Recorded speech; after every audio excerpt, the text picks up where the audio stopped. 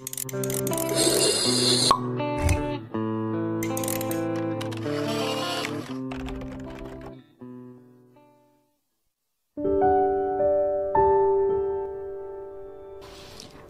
Immanuel kan satu-satunya kebaikan yang pasti tanpa syarat itu goodwill, kehendak baik.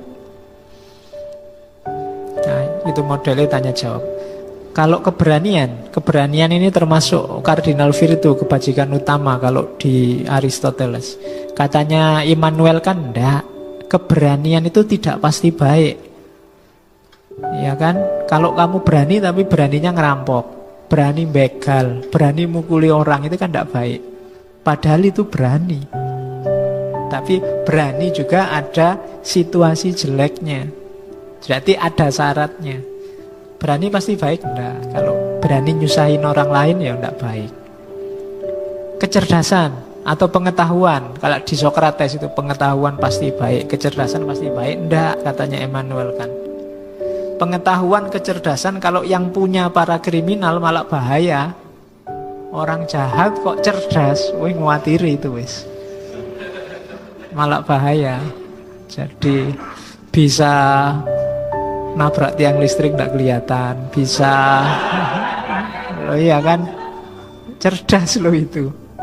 Tidak sembarangan orang bisa punya ide begitu. Kamu kan tidak membayangkan sutradara film fiksi kayak apa, tidak mikir sampai ke sana. Loh itu kecerdasan, pengetahuan. Berarti apa? Tidak. Pengetahuan katanya Immanuel kan tidak pasti baik.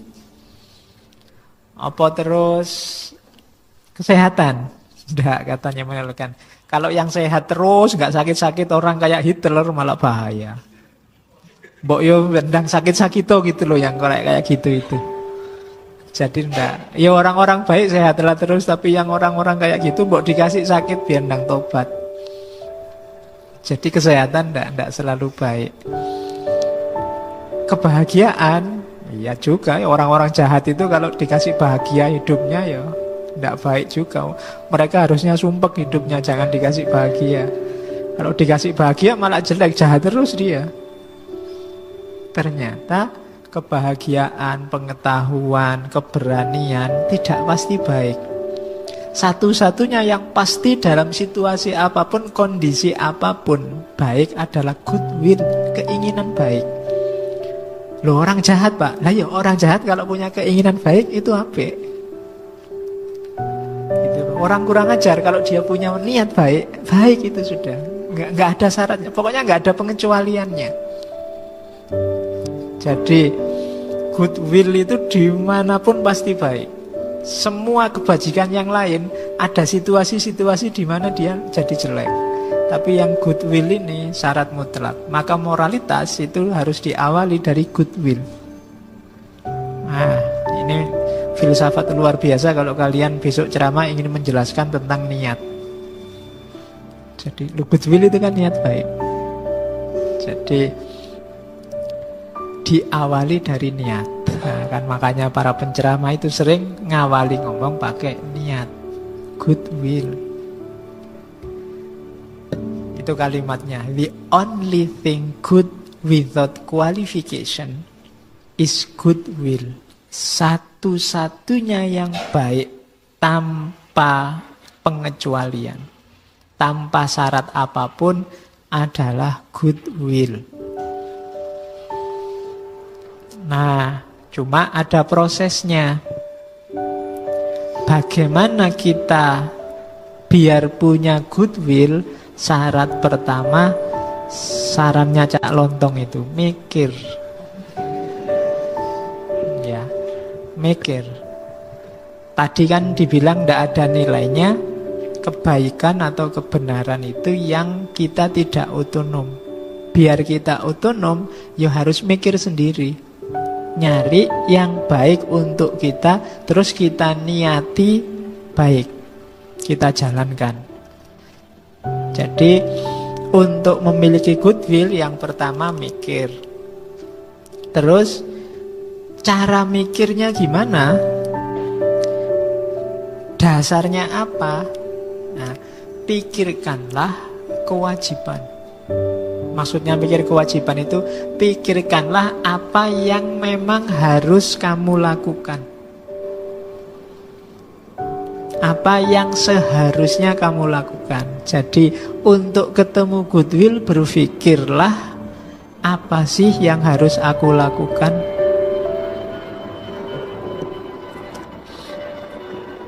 Terus iklan lagi.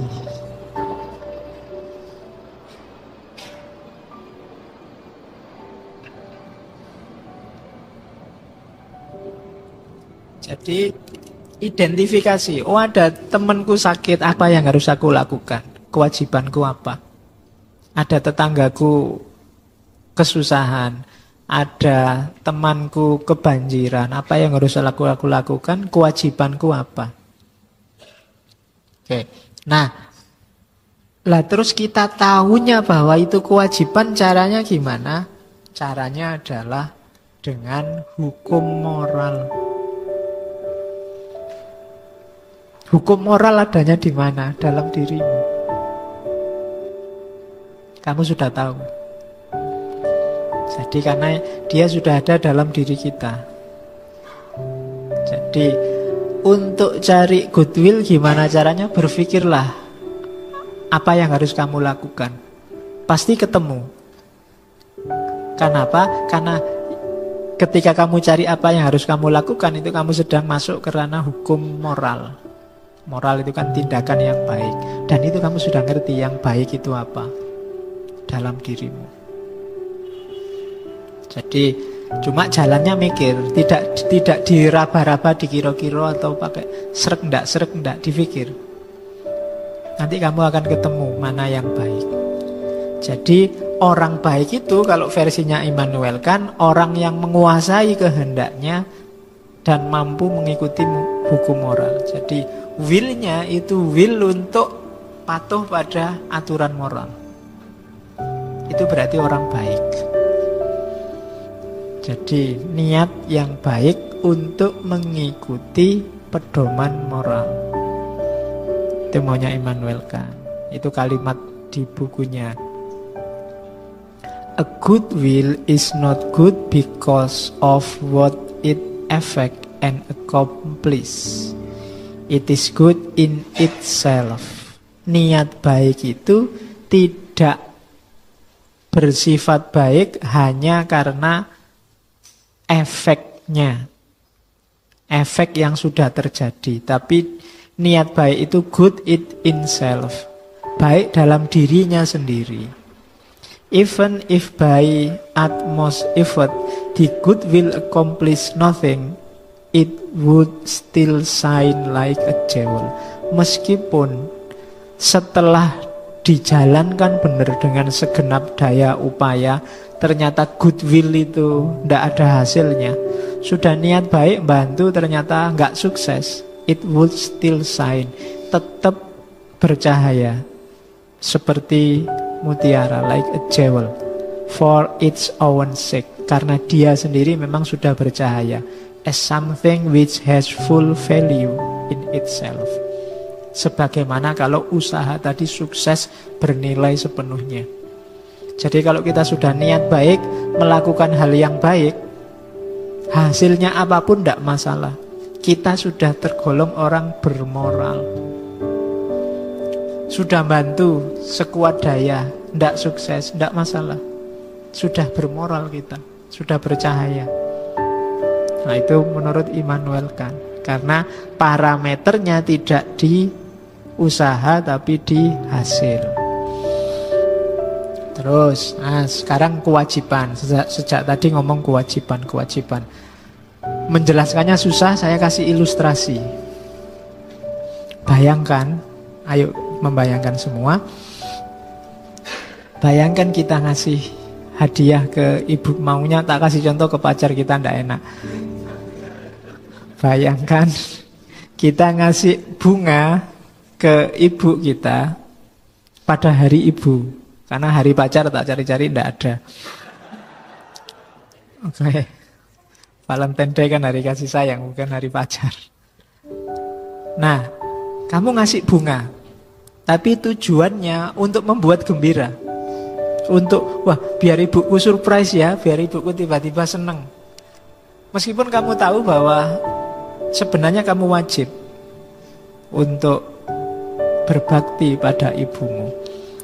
Nah, kita ngasih bunga untuk bikin surprise, untuk bikin ibu gembira, itu kalau versinya Immanuel kan termasuk perilaku moral enggak?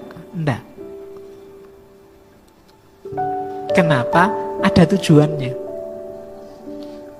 Kalau ada tujuannya berarti yang diincar tujuannya. Kalau ibumu ndak surprise, ndak gembira, mungkin kamu kecewa. Dikasih bunga, Bu, selamat hari ibu, bunga. Alah, duit diceh-ceh tinggo tuku.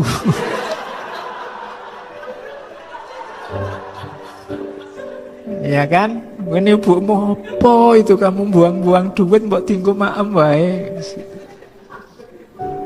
Dan kamu kecewa luar biasa, itu sudah dibeli-beliin bunga gimana? Tidak termasuk, kalau yang 3 kategori di awal tadi, tidak termasuk praiseworthy, tidak termasuk perbuatan moral. Kenapa? Ya karena tindakan moral itu harus done out of respect for the moral law. Jadi kenapa kamu kasih ibumu bunga? Karena memang itu yang harus aku lakukan.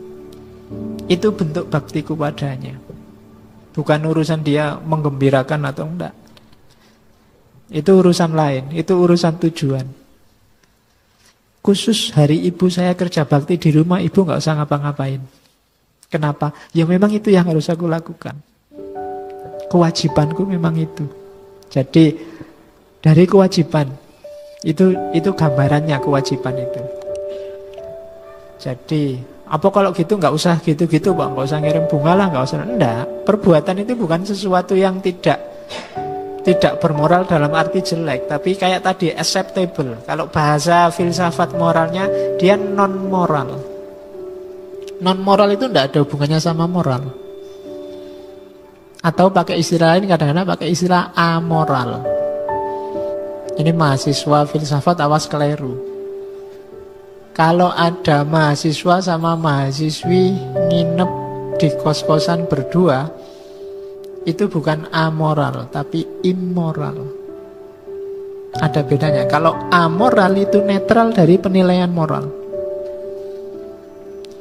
Saya tadi baru minum teh, itu yo iyalah yo minum, silakan minum aja, tidak ada hubungannya sama moral.